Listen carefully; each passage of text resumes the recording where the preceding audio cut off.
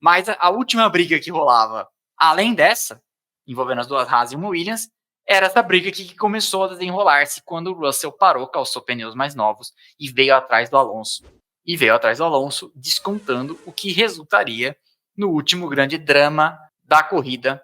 Russell caiu no truque do Alonso, o Alonso tirou o pé, segundo a telemetria, 100 metros antes, e o inglês foi levado a um erro. O inglês errou. Virtual Safety Car, a corrida acabou sob Virtual Safety Car. E aí, quero que vocês mandem superchats sobre isso, sobre o que vocês quiserem saber. Mande superchat pra gente pedir nossa pizza. É assim que Houston e eu nos mantemos alimentados nas noites de domingo. Mas, farei aqui minha reflexão sobre Fernando Alonso e sobre o lance. Uma coisa é eu achar profundamente sacana do Alonso ele fazer o que ele fez. É profundamente sacana o Alonso fazer o que ele fez. Ponto final. Não é ilegal o Alonso fazer o que ele fez. Até porque ele não provocou um acidente. Ele defendeu sua posição, usou de táticas, etc. Eu lembro, por exemplo, que no Grande Prêmio, inclusive se um dia eu conseguir entrevistar o Barrichello, eu vou perguntar para ele, de um Grande Prêmio da Inglaterra de 1995, Barrichello na Jordan, perseguindo Mark Blundell nas últimas voltas, últimas voltas, e eu não sabia, eu tinha 12 anos de idade, nem sabia o que era brake test. E o Blundell, acho que deu um brake test, procura depois. Barrichello, Blundell, Grande Prêmio da Inglaterra 95. Eu acho que o Blundell deu um brake test no Barrichello e o Barrichello caiu no golpe. E aí o Barrichello abandonou a corrida. No finalzinho, valia pontos e tal, naquela época que só os 6 primeiros pontuavam, a Jordan precisando pontuar, tal, equipe de fábrica da Peugeot, etc, né? O Barrichello caiu na armadilha. O Blundell é um cara mais experiente, o Barrichello caiu na armadilha. E hoje o Russell caiu na armadilha do Alonso. O fato de eu achar que o Alonso foi profundamente sacana, porque o Alonso é um cara ardiloso, um cara inteligente, etc, e experiente, né, o piloto mais experiente do grid, não significa que eu acho que ele tinha que ser punido. Eu acho que não tem nada a ver o Alonso tomar 20 segundos de punição. E eu acho que a Fórmula 1 envereda também para um precedente perigoso quando ela não começa mais a mirar em punir a conduta, e sim mensurar o tamanho da punição pelo resultado da conduta. O que eu quero dizer com isso? Empurrar alguém para fora é empurrar alguém para fora. É isso que você pune. E aí empurrar para fora, valendo a primeira posição ou valendo a última, é a mesma coisa dentro de uma corrida. Todos, nesse momento, são iguais. Você não pode falar, não. Neste caso, como empurrou para fora e valia campeonato, a punição tem que ser mais agressiva, mais pesada, mais rigorosa por causa do que valia. Então eu acho que é a mesma coisa. Mas causou um acidente assustador, a Mercedes ficou atravessada no meio da pista, o Russell ficou em pânico pedindo para alguém desse bandeira vermelha, para ele não ser pego em teia, etc.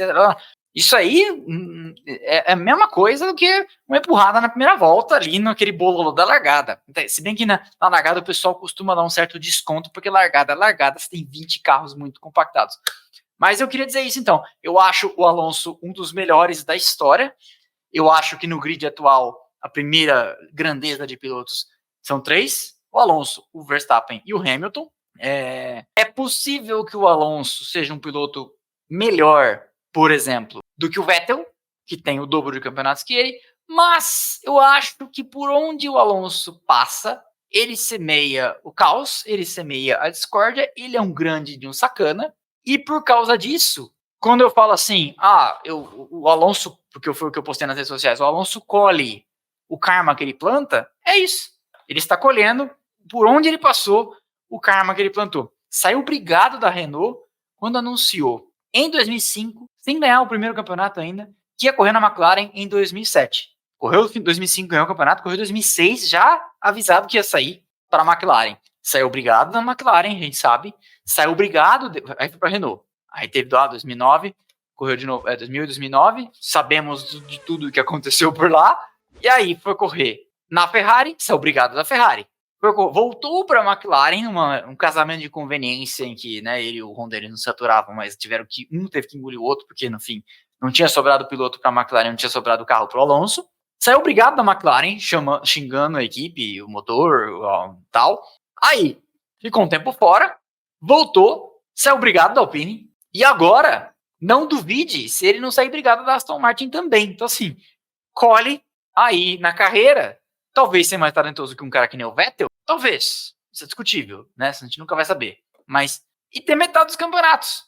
E aí, assim, e o Alonso, claramente, ele é a validação daquela frase do Juan Manuel Fangio, num documentário que eu vi uma vez, ele falava assim, o Fangio falava, já velhinho, já ele falava assim, todo mundo vem dizer pra você, no caso, pentacampeão mundial de Fórmula 1, né, passou muitos anos ouvindo, que você é o melhor, que você é imbatível, mas o perigo está em acreditar nisso. E o Alonso acredita que ele é o melhor, que ele é imbatível, o que não significa que não seja. Talvez ele seja o melhor. Talvez ele seja imbatível. Mas o problema está, como disse o Fangio, em acreditar nisso. E o que o Alonso fez hoje era... É uma defesa de posição? É. Mas você pode ter certeza que dentro da muito estreita de pilotos de Fórmula 1, o que o Alonso fez hoje não é bem visto. É uma coisa sacana. Imagina você no teu campo profissional. Você é contador, você é dentista, você é advogado, você é médico, você é engenheiro. Tem coisa das profissões que é sacana. Eu falo isso até dessa profissão atual que eu tô né, nos últimos 2 anos e meio aí, no nosso ramo de produtor de conteúdo, YouTube, Instagram, tem um código silencioso aí, tipo, putz, isso aí você não se faz, isso aí é sacanagem, sabe? Né? Então, o que o Alonso fez hoje é temerário nesse aspecto. Não é ilegal. Não tem nenhum lugar no regulamento que fala assim, não, você tem que acelerar até tal ponto. Decido até onde eu acelero. O carro é meu, a trajetória é minha, eu que sou piloto, não é verdade? Mas, igual, por exemplo, na faculdade de Direito, a gente aprende algumas coisas. Então, assim, tem coisas que são ilegais, tem coisas que não são ilegais. E tem coisas que são, apesar de não ilegais, imorais. Então, você pode... Não tem lugar nenhum na lei que diz que você não pode casar, sei lá, com um parente próximo. Mas é imoral. A sociedade, como ela está organizada, repudia isso. E a microsociedade dos pilotos repudia, em algum grau, o piloto que faz esse tipo de coisa. Até porque ele e o Russell são meio próximos, né? Tem fotos deles juntos, voando de avião junto, voando charuto junto, etc. Eu queria dizer isso. Não é ilegal, não acho que o Alonso tem que ser punido, mas foi uma puta de uma sacanagem o que ele fez, porque no fim podia ter causado uma tragédia, né? O Russell tem razão em ter ficado assustado com o carro parado no meio da pista de atravessado com a corrida rolando na última volta, algumas posições ainda sendo decididas, o trecho de mais alta velocidade da pista. Ok? Oi, tá bom. E agora a gente encerra a enquete, o Houston me chamou aqui, ó. A gente encerra a enquete e a gente põe na tela o resultado, depois dessa minha longa digressão sobre como o Alonso... Ah, tá bom. Beleza. O Houston colocou aqui pra gente o resultado. Como que ficou a nossa enquete, Houston? Tá na tela o resultado, então.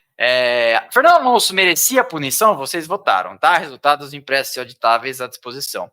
Não, tava defendendo posição, 39%. Sim, 28%. Um ano de pizza bolonhesa para ele, 17%. 28%, depois 17% um ano de pizza bolonhesa para ele. O Houston votou nessa, com certeza.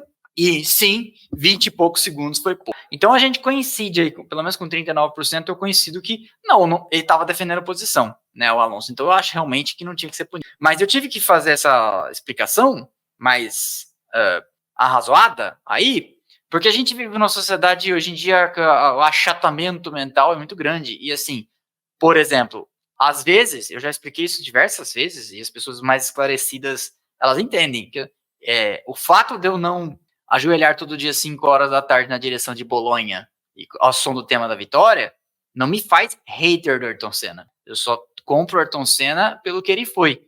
Um dos grandes pilotos da história da Fórmula 1. Ponto final. Acho a trajetória dele incrível, acho muita coisa que ele fez sensacional, e, por exemplo, estava lá ontem na McLaren cobrindo um evento que fiz vídeo para vocês e postei e tal. Então, assim, vou fazer vídeo sobre ele agora no mês, e até carrinho temático nós vamos sortear e tal, então, um grande piloto, blá, blá.